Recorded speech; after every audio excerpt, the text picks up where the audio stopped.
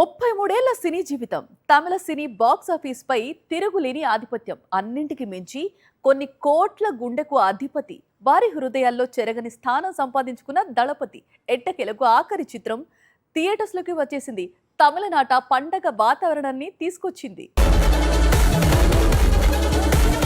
దళపతి అభిమానులు ఎప్పుడెప్పుడా అని ఎదురు చూస్తున్న జననాయకన్ థియేటర్స్ లోకి వచ్చేసింది. తమిళనాడు ముఖ్యమంత్రిగా విజయ్ బాధ్యతలు చేపట్టిన తర్వాత థియేటర్స్ లోకి వచ్చిన చిత్రం కావటంతో భారీ స్థాయిలో అంచనాలు కనిపించాయి. అందుకు తగ్గట్టే సినిమాను చూసేందుకు భారీ స్థాయిలో అభిమానులు థియేటర్స్ వద్ద పోటీ పడ్డారు. నిర్మాత కేవిఎన్ చెప్పిన ప్రకారం అయితే ప్రపంచ వ్యాప్తంగా 8,000కు పైగా స్క్రీన్స్ లో దళపతి కచేరీ కొనసాగుతోంది. జననాయకన్ చిత్రాన్ని ప్రదర్శిస్తున్న ఓ థియేటర్ కు త్రిష వెళ్లటంతో అక్కడ సందడి కనిపించింది.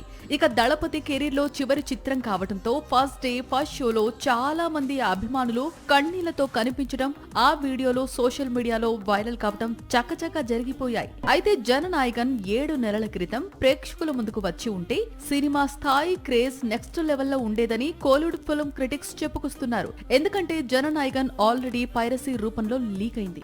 మరోవైపు సెన్సార్ బోర్డు ఏ సర్టిఫికెట్ జారీ చేసింది. ఇంకోవైపు తెలుగులో వచ్చిన భగవంత్ కేసరి మూవీకి రీమేక్ గా తెరకెక్కింది. వీటన్నింటికి మించి ఈ సినిమా ఆలస్యంగా విడుదలవుతోంది. ఇన్ని ప్రతికూలతల మధ్య జననాయకన్ విడుదలైనప్పటికీ ఈ సినిమా బాక్సాఫీస్ భారీ వసూలను కొల్లగొడుతూ ఉండటం, బాక్సాఫీస్ దగ్గర తిరుగులేని దళపతి క్రేజ్ ను కళ్లకు కడుతోంది.